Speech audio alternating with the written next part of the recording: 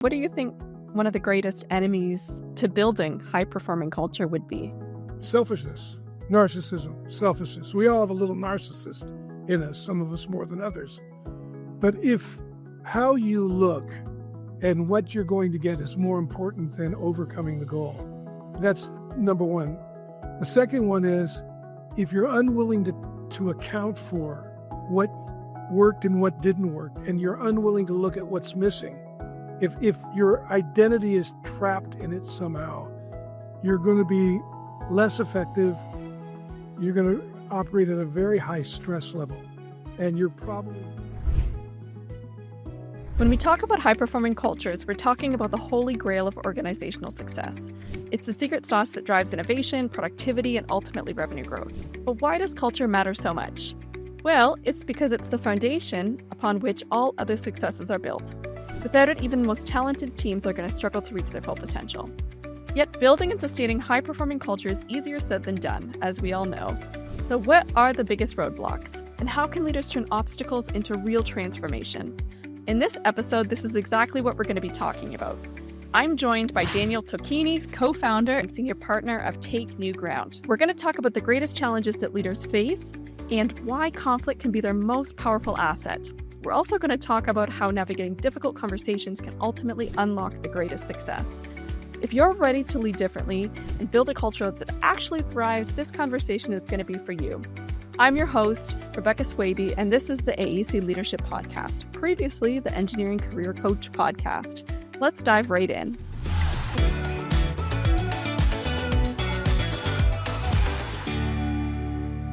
So let's dive right in. Dan, can you tell us about yourself and what inspired you to start Take New Ground, and how has your leadership journey evolved over the years? Well, good question. I've been involved in transformational work for 40 years, and it really started when I was a kid. My mother was a schizophrenic and a manic depressive, and it was pretty severe. It didn't happen until I was about 12 because I guess having my youngest brother triggered something in her chemistry, and she was under a lot of pressure. But anyway, I started pursuing her and reading incessantly on how I could connect with her, and was successful in doing so. But along the way, I was introduced to an organization called Eslan, which is on outside of Monterey in Big Sur, and I got to meet some of the kind of founding fathers of the human potential movement. And from there, I went through quite a bit of trauma through all that, and out of it, I read a lot to kind of gain my own consciousness, get my head together, be able to focus. And I come from a long line of entrepreneurs. In fact, my grandfather came over from the old country, and he and his brothers opened the produce market in San Francisco, and they opened grocery stores. So I grew up in the business, and then my grandfather opened the first talking theater north of San Francisco, and I grew up in movie theaters and learning how to run them. And I remember my father talking to me at a young age about what it means to negotiate a lease and what he's looking for. And so I always had an entrepreneurial background and if you will, very interested in human dynamics, relationship and its impact on performance. And so I think when I got out of college, I dropped out of college and started doing work with my own teams, my own businesses. I owned movie theaters, and I owned a shipping business, or tramped ships back and forth between the continent and the U.S. I owned some sporting goods stores. I've owned a number of different businesses, bought and sold them, some successful, some not successful, working my way out of it and working with teams while I was doing it. So I got very interested in all that, and I started to consult at a certain point, and I was hired.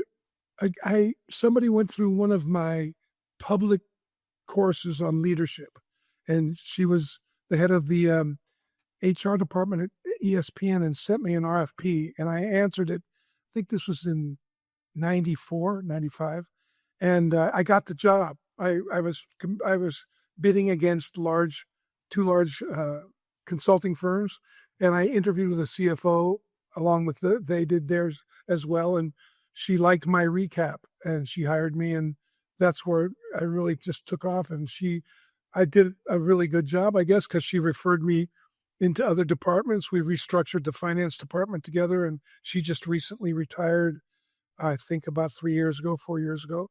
And we became good friends. So she referred me into Disney, and I ended up doing some negotiation classes and leadership classes at the Disney University. And I ended up, I've never had to advertise. I keep getting referred from one executive to Wow. another. And it's been very good since then. I sold a company in 2010.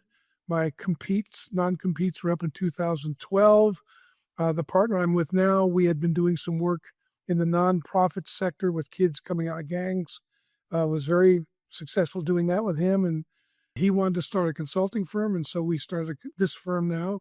We call it Take New Ground because that's what we're always looking to do, is take new ground with our clients and be able to measure the ground that we take, so they, it's not an opinion, it's an objective fact. So One of your big breaks, you said, you responded to an RFP and you were yeah, competing against some of the bigger firms. What do you yes. think it was about your response that made it stand out? Oh, well, I'll tell you, it's an interesting story. We all got a time to go. We got a half day to go in and talk with the team, look at what they did, interview it was a finance department, and then come back and then write up a proposal and bring it back and pitch it to the CFO. And the two larger companies went first. They basically pitched her first. They had their time. I had my time.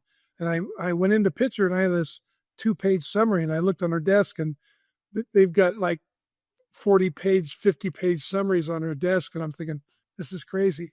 And what I had to say to her was a little nerve-wracking because she was the problem. She's new. She was extremely tough. Oh, Her nickname was Dragon Lady. And I sat okay. down and I sat down with her, and she said, okay, well, can you give me I put my proposal down. She goes, well, give it to me in a nutshell. And I remember saying to her, Chris, look, I really want this job, but I got to tell you I don't want to lie to you, because if you give me the job on false pretense, you're going to be disappointed. So I got to tell you, you're the problem. And she goes, really? Tell me more. And I said, well, these are MBAs from the finest schools in the nation you're hiring. They had a turnover rate of like 75% in the first 7 or 8 months she'd been there. And I said, they come in here to make a difference, not just push widgets, and not just, there's a lot of legacy systems that need to be overhauled. And the feedback is you don't have a lot of time for them, and that they get frustrated and leave, basically, in a nutshell. And she looked at me, and I thought, oh, here we go. And she said, you know what? You got the job. I don't understand what they're talking about, but I do understand what you're talking about. And I helped her negotiate a lot of, just situations with her team. And then she asked me what I was doing, because she could tell I was applying certain frameworks that were helping her navigate difficult conversations and relationships that had been historically up to that point difficult. And she had some breakthroughs with it. And so she asked me to develop a negotiation class, which I did for the International Business Division, and that went really well, and we just took off. But it was really just being very candid about what I saw, the results I could point to, and the results I knew we could create if she was willing to make a shift. And I could point to the shift as well. Do you think that you So, were naturally good at recognizing those kinds of people challenges? Or, you mentioned that you did have a fascination. You worked at it over the years. How much of it do you think came down to personality versus the time you invested? oh, I think it had a lot to do with the time I'd invested up into that point. I have a saying that goes, fascination is the true and proper mother of discipline. And I've always been very fascinated with relationship and its impact on performance. And, when I say fascination is the true and proper, it's true because if you can stay fascinated, then you're going to sustain your effort to understand what's going on. And it's proper in the sense Mm. that it isn't forced. It's something that you enjoy doing, so, or at least you're compelled by it. You may not like all aspects of it, but like anything, it's interesting. And I think engineers understand this better than anybody. There's certain aspects of what you're doing that are necessary You may not like it, but you understand how important they are, that they get handled at a fundamental level. And there are some real fundamentals in relationship that if you want to have a productive relationship, there's at least 12 paradoxes that you've got to get a hold of, that everybody has to navigate. Some more important than others, depending on the vertical you're in, but they're there. So, if that makes sense. Oh, great. It does. And earlier on, you said, I loved that you said this, you were talking about the relationships and their impact on performance. Yeah. Being in the engineering, architecture, construction industry, this is a very technical industry. We spend 4 or 5 years in school learning some really complicated concepts. And a lot of that is very much on the technical side. So do you have anything that you can sort of share with leaders of AEC firms on the topic of relationships and performance, things that Well, you'd like them to be aware of? yeah, well, they've probably heard this bumper sticker before, but people don't care how much you know till they know how much you care. And it's true. You don't have to be Mr. or Mrs., come over to my house and congenial and all that. But just being open, receptive, and curious about who you're with is a very powerful tool. Empathy is very distinct from sympathy.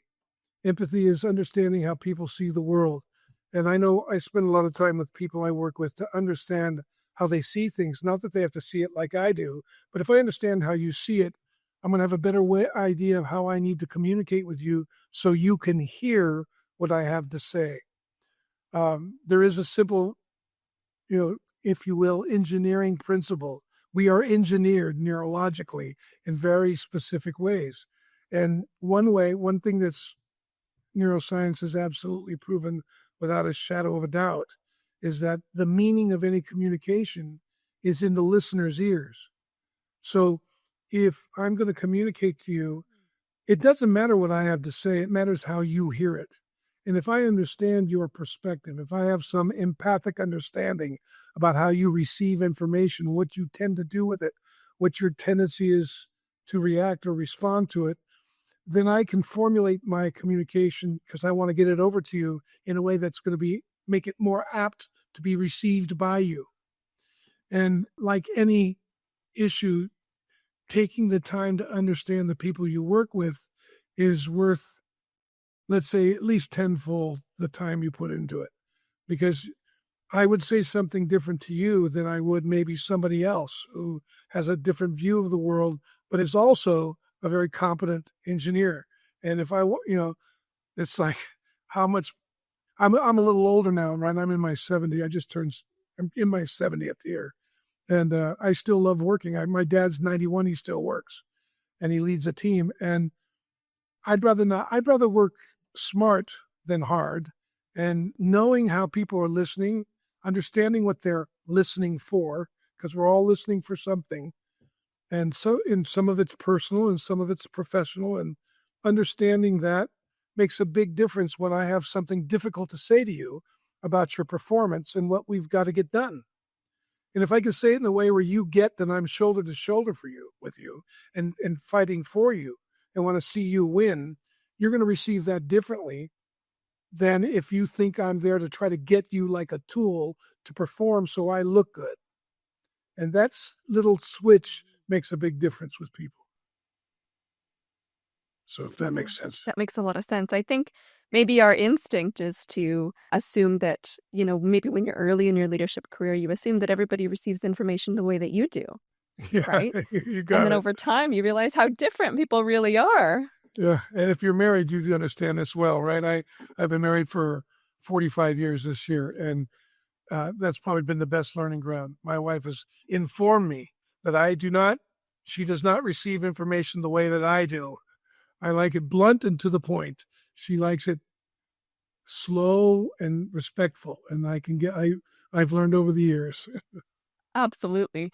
So let's go broad for a sec. In your experience, what defines great leadership and what qualities truly set out effective leaders from the rest? Well, I think St. Augustine put it the best. He said, great leaders know when they pause, they take time to stop with whomever they're with and connect. Like, who's here? Who am I talking to? What context are we in? Where are we? What are we up to? And then they presence themselves. They bring themselves to the party. They're listening. They are connecting with what's going on, and they have a picture of what they want to accomplish. So it's intentional. And then they ponder what that picture, the meaning of that is, and the context they're in. And then they are able to commit themselves, promise themselves in ways that are relevant to both the outcome and the individual. So they're aware of both. A great leader is aware of both what they have to accomplish for the organization and how it relates to the people, the individual they're working with. Like, you have a very specific personal agenda. And if I understand how that connects to the organizational agenda, I'm going to be able to speak relevantly to you and stand and make a difference for you, because I know what you need and what you want and how that relates to the larger picture, and I can connect the two. That makes a big difference. And the other thing I think is, great leaders know that the game is made in the tough conversations. Jack Welch said he would go to bed at night and he knew if he had a good day by how many difficult conversations he successfully navigated that day. And most leaders that are mediocre or not even average tend to avoid difficult conversations. They tend to put them off and don't think about when they ought to have them. And I work with my clients. The one thing I tell them is, look, what you're not willing to face now will eventually defeat you.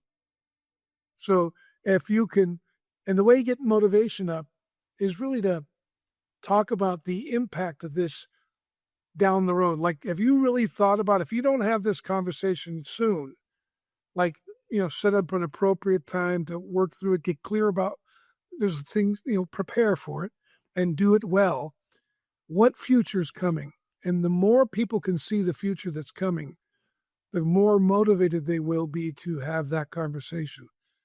Generally, it works off a principle that people are 5 times more likely to act on something to avoid discomfort than they are to gain something that's beneficial. So I've learned that over the years. Yes. And the no action, in a sense, when you put it that way, you're thinking ahead, what's going to happen is almost like a decision for that negative outcome. That's right. Exactly. No action is like, you're now deciding to have that come. You're one step closer each time you do that. And, we have my grandfather, I grew up with what my grandfather called the shit hors d'oeuvre syndrome. He said, Junior, problems come to you as a little shit hors d'oeuvre, and you're either going to eat it or you're not. And if you don't eat it, if you push it away, it comes back as a shit sandwich. And if you don't eat that, it comes back as a 2-course meal. And if you don't eat that, well, you have a shit buffet, right? So, a lot of my work is usually to go in and correct.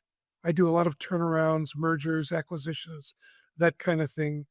And a lot of my work is in going in and untangling knotted messes. And normally, when you got a big mess, it started very small. So trying to work back to where it starts really helps, because it's usually, that's where you start to learn. And a lot of times, if people can see it, they'll unravel it. But they've got to be willing to see it. And that has a lot to do with just your mood. You got to be willing, you got to be okay with the way things are to get to them. Most people are so upset with the way things are, they can't get close enough to understand what's wanted and needed. So the first thing I do is take all the heat off, because you really want to get shoulder to shoulder, get as many eyes as you can on the problem, and suspend your need for your personal preferences to first understand the problem. Then many of your personal preferences may apply or they may not, but at least you've assessed the problem well. And I think any engineer knows this. That's 9/10 of the solving this, framing it, understanding it, connecting with what the problem really is, not the symptom, right? If we could go back for a second, I really appreciated what you were talking about. You might, as a leader, have a place where you want to go with the business, but you need to figure out how that translates to the person that you're leading. And in a lot of cases, it's not one person, it could be a team, 10 people, 30 people, and those people could all be motivated by different things. So do you have any advice for how to understand how to connect the broader objective and vision to the individuals? How do you uncover what really matters to all of the people on your team? Well, there's a number of ways to do it, but to know the people. I ran an engineering team of 179 engineers once, and we broke it up into teams of no more than 8. And each team leader I selected was somebody who not only loved engineering, we were on a very complex problem, it was a Musk company, but also cared about the people. And these, the engineers that were there, they were there because they dug the problem. They wanted to solve the problem. But understanding what that meant to each one of them made a big difference. And each team leader, I actually had them, okay, I want you to understand, why is this person here?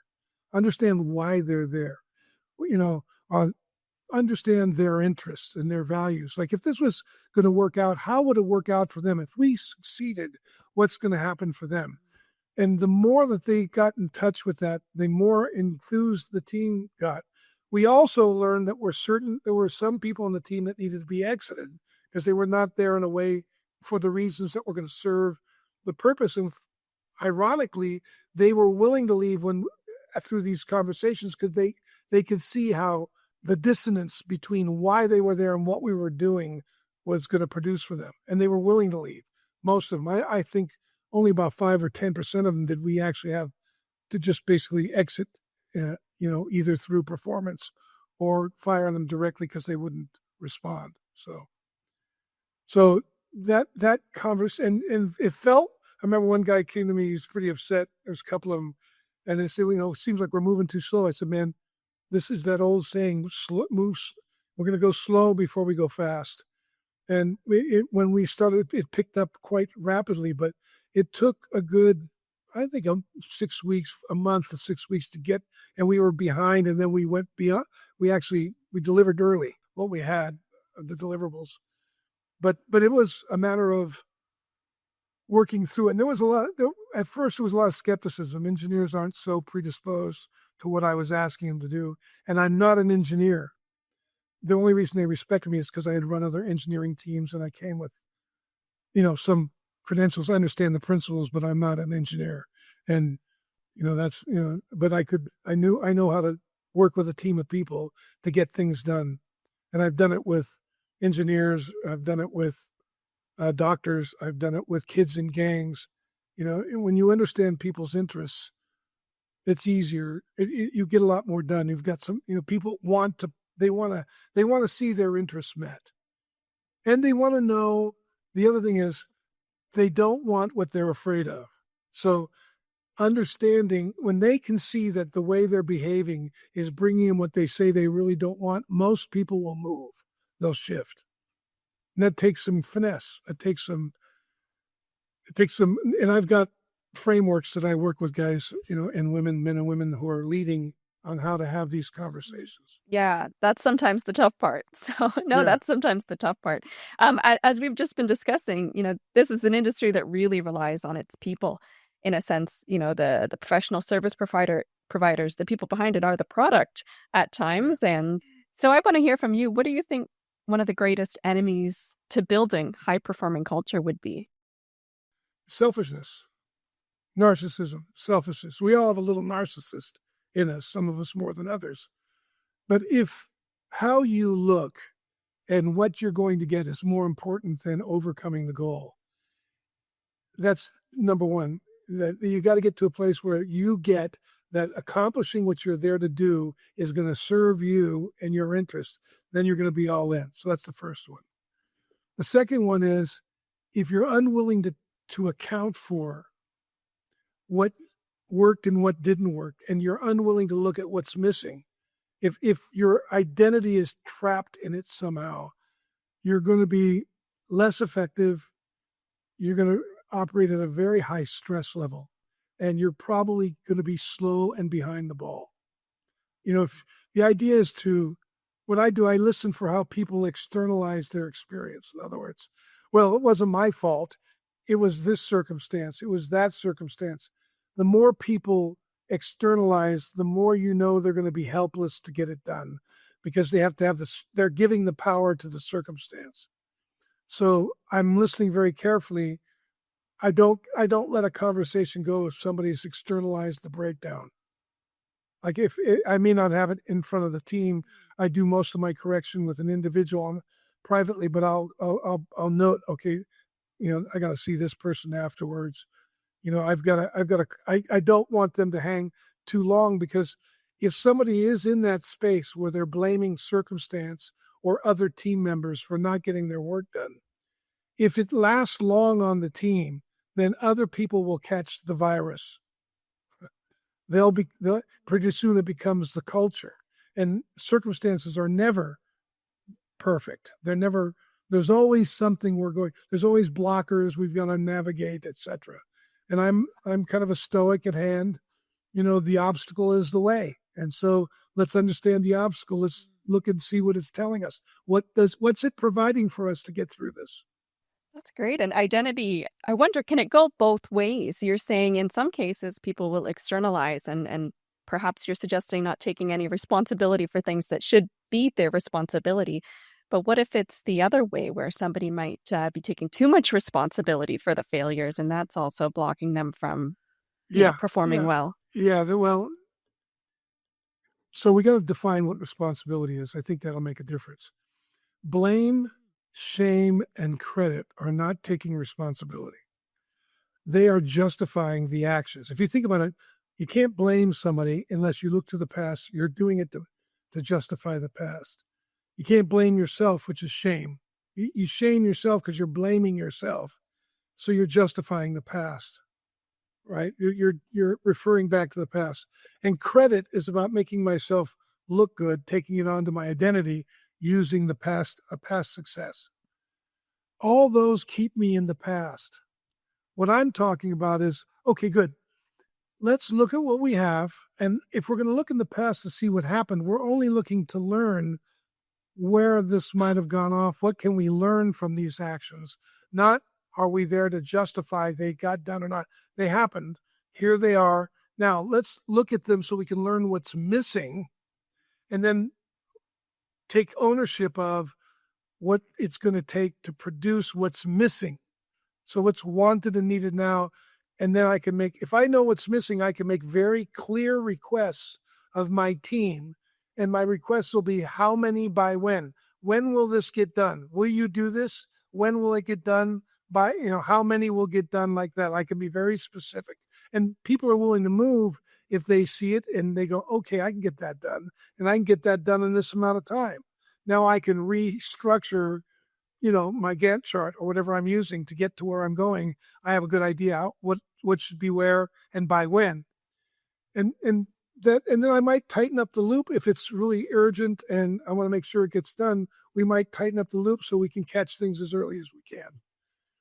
But the idea is be able to get people in that place so they get that it's really not about them. It's about doing what we said we're going to do and what's at stake if we don't. I want that on the table, and not like to blame anybody, that we're all going to be facing this if we don't get it done.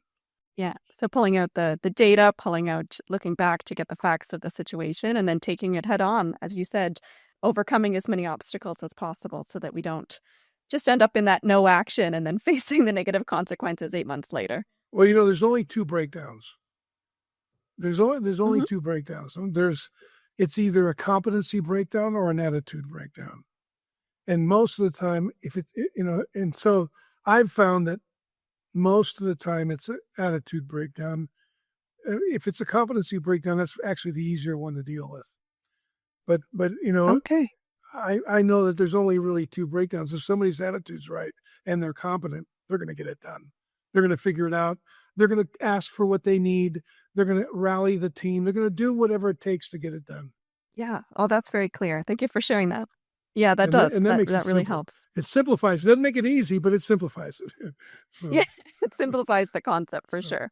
Yeah, and just one more, thing I wanted to list while we're talking about challenges. So some observations from our industry, the concept of a sink or swim mentality and looking for rock stars where, maybe everybody else falls to the wayside. How would you think about that mentality? And is it a challenge? Is it something that, we should be okay with? I don't recommend that. I mean, maybe there are leaders that can make that work. Personally, I'm all about the goal, and the team wins when we get there. And a great player is somebody who knows when to sit themselves in the second or third or fourth position if that's what's going to be best to get it done. When people's careers are based on being a rock star, they tend to throw people under the bus, and that undermines the team. So I'm not really a big fan of that. I acknowledge everyone, and sure, if somebody is doing exceptional work, congrats! Oh, great! Let's talk about what are you doing. Let's learn from this person. But one of the problems I think a lot of leaders have is if you get it, let's say you get a rock star, okay, then you're afraid to piss them off or upset them with a difficult conversation because they may not perform as well. But if you have a team of people, men and women who are willing to do the job, and somebody falters, somebody steps in and fulfills it, that's a much more rewarding experience. And it takes a lot of the pressure and spreads it out. But, people are, when individuals are, it's funny, when you get, like, if you get 5 individuals who are willing to take 100% responsibility, they'll be more powerful than 20 individuals that are only taking the responsibility of their little part, right? And they're going to produce more. And that's, when if you're working with me and you're not winning, I'm not winning. How can I stand with you? And what kind of conversations wanted and needed to help you get your eye on the ball and your butt on the field? How can I stand with you to get that done? And, there are so many rackets that people run, and I'm really familiar with them. Cynicism and sarcasm are probably 2 of the biggest dangers. A cynic is, as one author said, a passionate person who's vowed never to be hurt again. They don't want to invest too much. So they're always de-investing themselves along the way. So if something fails, they don't feel it, or it doesn't bother them. I like it when it bothers me, because then I get up, I'm motivated to do something about it. And I encourage my teams to let it bother you, not because of that it's about you. It's about, let it bother you that you haven't solved the problem yet. And that's what we came to do. And that's where we get the biggest bang for our buck. That's why if you're going to be an engineer, you got to love solving problems. If you don't get off on solving problems, you're in the wrong business, right? And that's just kind of where I go with it. And I look at that as a leader too. My job, like, I've got I think I have 8 businesses, each one solving a problem. And to the degree that we answer that problem well, I make money, good money. And so do the people who work with me. I mean, I have a very low turnover rate in the companies I have because we maintain these kinds of conversations. Good. And we've been talking about it as we've gone through some of these questions, but do you have any more recommendations on steps that leaders can take to overcome these issues and build high-performing culture? Well, I'll give you a framework for having a difficult conversation that if you prepare for the conversation, it'll give you a lot of resource and enable you to hear people. A lot of times people sit down and talk about a tough situation, and it's hard to hear other people because usually leaders don't prepare for those conversations and they want to get their point across. So if you take time to prepare before you have the conversation, first thing you do is you get clear with your own intention. What's your intention in having this conversation? And I write that down. I write all this down. My declaration is, here's why I'm having this conversation. Here's what I want to see on the other end of it. 2, what's the issue I need to handle here? And often in my preparation, I'll state the issue. And before I get through the whole framework, I'm going back to restate the issue because I realize, no, that's still the symptom, right? So I'm clear about my intent. which helps. That's a context for naming the issue. I name the issue, and then the next thing I write down is, what's an example of the issue I named?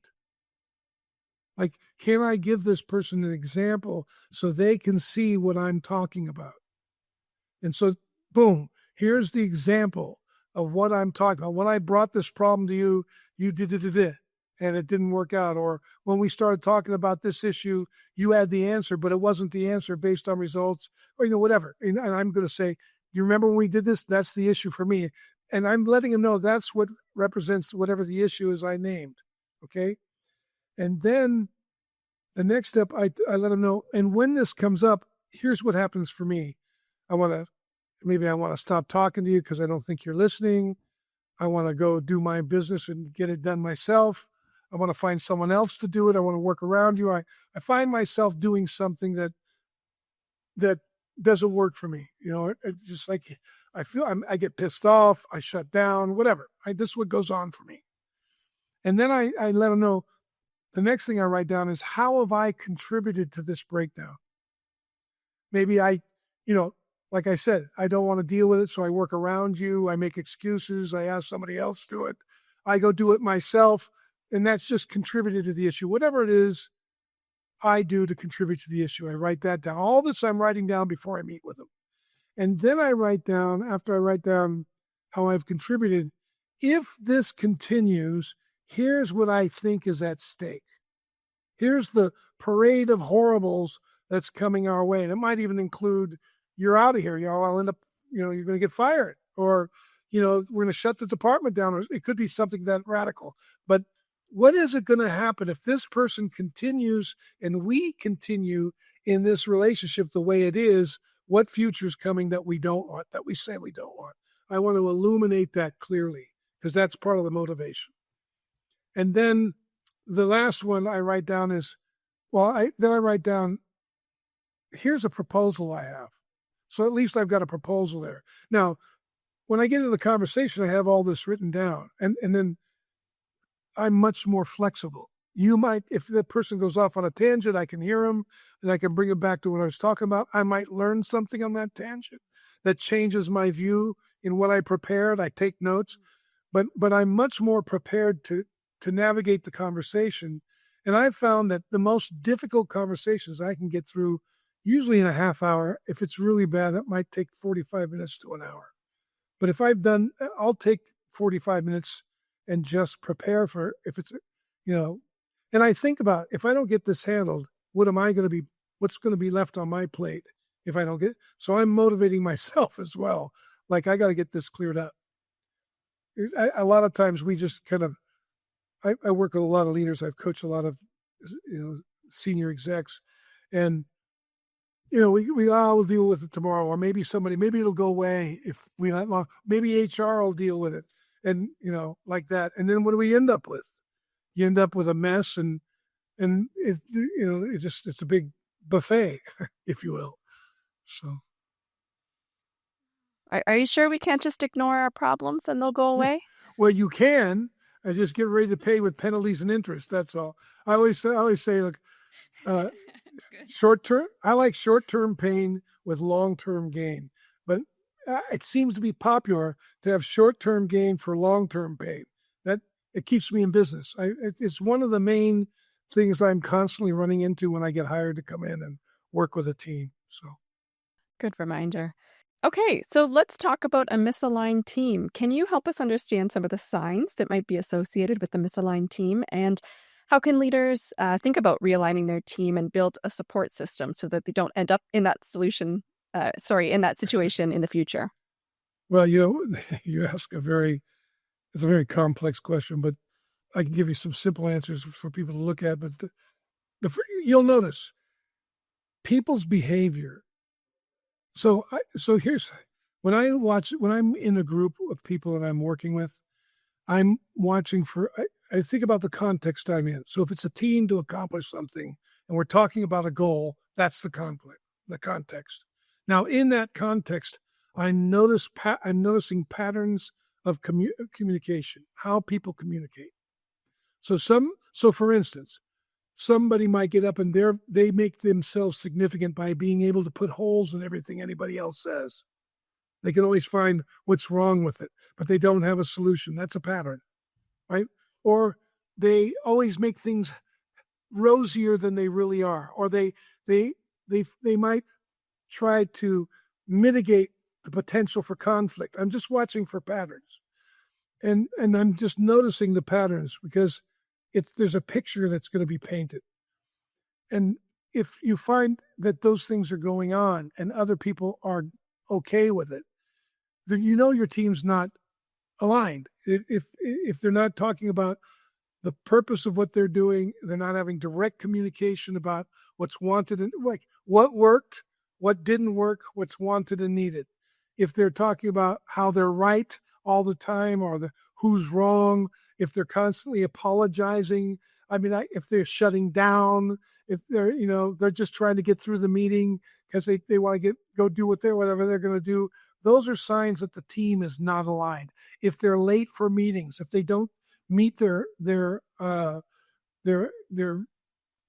deliverables and they make excuses or they don't say anything about it, these are all signs that the team is not aligned, right? So I'm watching all of that. What they emphasize and what they omit. So patterns, what I just described was what they emphasize and what they omit. If they're emphasizing how good they're doing, yet the team is failing, that's something to notice. That's a picture.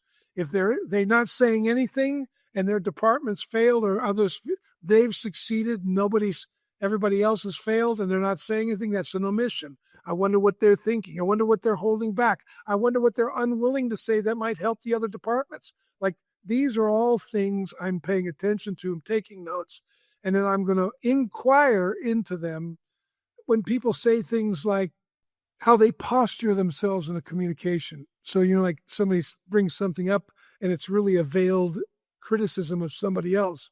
Well, I'm going to ask them what they meant by what they said, because they're leaving something out. They're omitting something, but they're inferring it. I want to make it clear. I want them to come out with it. So I might inquire into what are they talking about. So veiled kinds of conversation, I'm paying attention to those. Now, if they're not willing to do that in the group, then I'm noting that and I'm speaking to them privately. The more people are willing to bring it to the team, the more aligned the team is, because it isn't personal. It's about what they're going to get done. And they can have those conversations respectfully, but at the same time, respectfully, and you want to penetrate the issue. So if they're not willing to take a risk, it's like I'm watching all this stuff. Those are all signs that the team isn't aligned. If they're aligned, they're going to be honest. They're not going to be afraid to say when they miss. When they come to the party, they're going to have some ideas for solutions, or they're going to be asking questions to have people help them find a solution, right? They're going to be committed to the outcome, and they're going to be willing to take risks with their own personal identity and place on the team to have the outcome turn out. That tells you the team is aligned. They're prepared, tells you the team's aligned. They're willing to reach out and work with other people, tells you they're aligned, like that. Okay, that's very helpful. You say the number one reasons culture doesn't change is usually because of a specific barrier. What is that, and how can organizations overcome it? All right, so if I ask you and your readers, where does the future live? Where does the culture live? Because the future culture so you think about culture like a petri dish. You create an environment for what you want to grow in it, right? So where would you this would be a question for any engineer, right? You got to locate it. It's located in language. And that's what I've been describing as people's language. And language includes attitude and tone and presence and the way they bring themselves to what's going on. So the biggest thing that people miss is that the way they are in a conversation is the culture. The culture determines what's okay to say and what's not okay to say. So think of it like a tabletop, right? And what's on top of the table is everything that it's okay to talk about. But if something's not working, there's probably a conversation under the table that the culture's indicated that this is not okay to talk about. And you've got to get it to the surface, and you got to get it in the light so it can be examined. And then you put a lot of eyes on it, then you can, and you don't have to do a lot. If people can see it, they'll know what to do, and you'll be able to formulate requests, and you'll be able to intervene. And the biggest problem is that the thing that most people don't want to talk about is probably the thing that needs to be talked about. The question is, how can you set, as a leader, an environment where that could be talked about in a way that forwards the mission? And that's, a leader's job is to craft a narrative that aligns the team on a daily basis.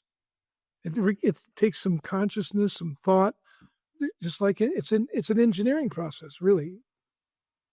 So, did that make sense? Yeah, I think so. Yeah. You just got my wheels spinning here on Tell me, what do you just think? so many ideas on how to. Yeah. I'm just starting to think about how to apply this in my own organization, and how you're saying the way that you ask the questions, for example, to create the narrative, and I need to think about it a little bit more. But it's great. We do a thing called Intrepid, the Academy for Effective Leadership. It's over a 60-day period, usually through 3 months. The end of 1 month goes. It's 3 weekends, and in between, we give homework, and we coach people, and they coach people, and we coach them, coaching them, and we get them in front of a camera, and so they start to see the impact of their own personal conversation on the culture they're in. Because if you can't master yourself, you can't lead others well. So the more I can master my own conversation and I'm connected to its impact, if I'm connected to my impact and I'm managing my impact, that means I'm aware of my own internal dialogue and its influence on those around me. And that's the first step in leadership, is to master yourself. And most people want to lead without mastering themselves. They don't want the discomfort of coming up against what they're going to ask other people to come up against. But if I've come up against it in myself often, and I come to you to talk about it, you're going to feel more comfortable, because I'm not going to be judging you, because I myself am up against it. It's not like I'm pointing the finger. I myself have been up against this, and I can empathize with, what it's like to be there stuck and you can't see the water you're swimming in, and how valuable somebody could be if they cared enough about you to go, hey, look, man, there's something in your language that's getting between you and what you want. There's something in the way you're relating to, let's say, Joe over here. And that way of relating is actually producing some of the problem you say you have with Joe. Have you thought about it? And that's maybe why you can't talk to Joe about what you need to talk to him about in an effective way, so you guys can come together and get your work done. I mean, it's like that. So, and that takes, so good. It's all in the listening. It's all in how you listen. So. Yeah, I believe that. Okay, this is a new concept for me, but I'd like to understand, what's the difference between generative and survival-based culture? How does that impact an organization's ability to create lasting change? Oh, that's great. So if you think about survival, what's survival all about, right? And you could take this to an individual level. You are pre-programmed in your biology. Your body biologically has 2 commands that are built into it. First one, keep the spacesuit alive. Second one, save energy in case you need it to keep the spacesuit alive, right? So there's all kinds of research on this, but famous experiment is they take these rats and they put them in a bucket of water and they're drowning. And right before they drown, they save them. And it usually takes 50 to 60 minutes. They start to drown. They come in, they pull them out. You know how long they last the next time they put them in the water? 4 hours. Because they believe longer. Yeah. And what they discovered is we have a tendency our body automatically holds back energy. So it feels like a resistance. I don't need this shit. I don't want to put up with this, blah, blah, blah. But if I can hold in long enough, I can deal with more stuff to find out what's there. So a reactive culture is a survival culture. I just want to get through this. I don't want to be bothered any more than I have to be. I want to make sure I'm going to make it, whether the mission goes or not.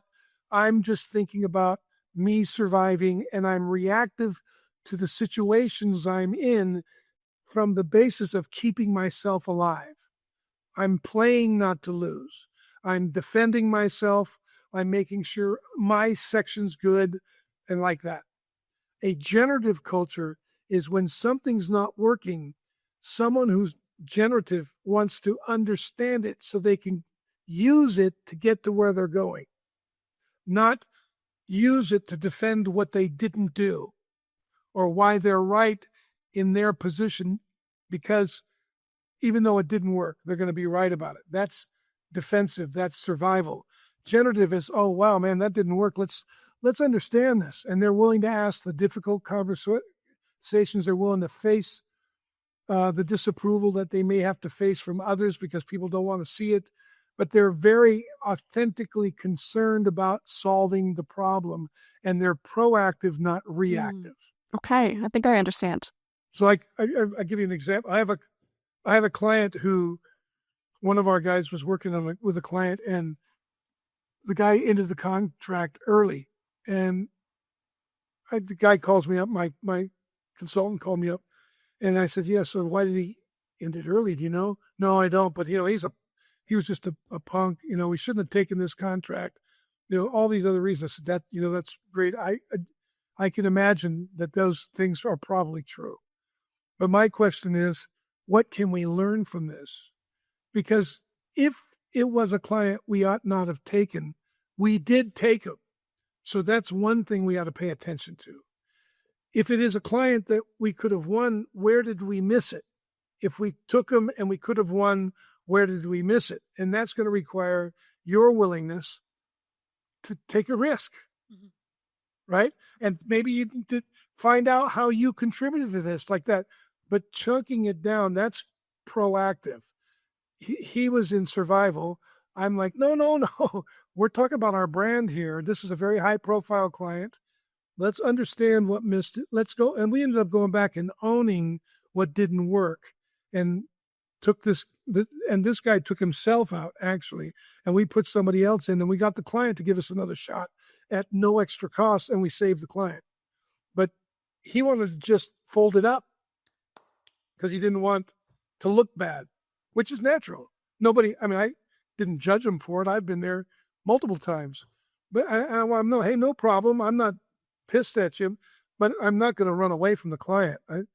There's no way. That's our life. Yeah. That's our lifeblood. We want to understand this. So that's what I mean by proactive and reactive. That makes sense. And for those listening that might see their organization or their team in more of a survival-based culture and they want to shift to more of a generative culture, how long does that shift typically take? And what's the promised land on the other side? Well, length of time depends on the rigor in the conversations that you have. If you're not willing to have it starts with having the difficult conversations to understand what the true problem is. You never know till you get into the conversation. And what I would do is write down my complaints, because your complaints that's where you stop. You stop at the complaint. Complaint's just a frustrated request. I'm complaining because I'm settling for less than what I really know is possible. I'm frustrated, but I don't want to ask for what I want because I don't think it's possible. I want to go. Those complaints tell me something about about the nature of the problem, right? And I got to get those things to the surface. I've got to invite them. I've got to have what's called a forensic conversation with my team, so I can understand the problem. So if that's the first step, then if you do that well, then you'll discover what's working, what's not working, and then what's wanted and needed. You've got to separate those things. They're not personal. Some things are working based on the mission. Some things are not working based on the mission. That could be attitudes and practices and outdated legacy systems, etc. It could be a lot of things that are not working. You've got to be able to identify them and risk the fiefdoms or the little, people don't want to change. They don't like change. So this is a big issue. So if that makes sense. Yeah, I think that makes a lot of sense. And once you do that, you'll know where to go. Yeah. And I have ways of doing it. It's like I have so many different frameworks. It's not funny. So Good. Well, I hope that you'll share them with our listeners. We'll be able to drop some links in the bottom of this conversation so they can hopefully apply those frameworks as well in their own organizations. Yeah, well, I have an ebook I wrote. It's on there. I wrote it when I was at ESPN many years ago. It's called The Change Imperative, and it talks about just what you can expect when you're going to introduce any kind of change in the organization, whether it's your department or the organization at large, and ways to navigate that. Plus, we're always available. You can give us a call. Happy to talk with you. I have a podcast. We haven't added to it. We stopped it about 9 months ago, but there's 200 episodes, 5 years of podcasting around leadership and what we do in these situations. It's called the Naked Leadership Podcast. You can check that out. And then you can go to our website. We have a couple of public offerings. One of them is the Revenant Process, which is a leadership training. And the other one is called the Academy for Effective Leadership. And it's basically it's a 3-month or 2-month process, 60-day process that we work with. So those are things we can offer people. Okay. Well, thank you so much for sharing that and for being with us today. It's been a really great conversation. Thanks, Rebecca. Thanks for having me. Great questions, by the way. Thank you. Please remember, you can find all of the show notes from today's episode at aecleadershippodcast.com. There you'll find a summary of the key points that we talked about in today's episode, as well as all other links to resources, books, or websites that we mentioned.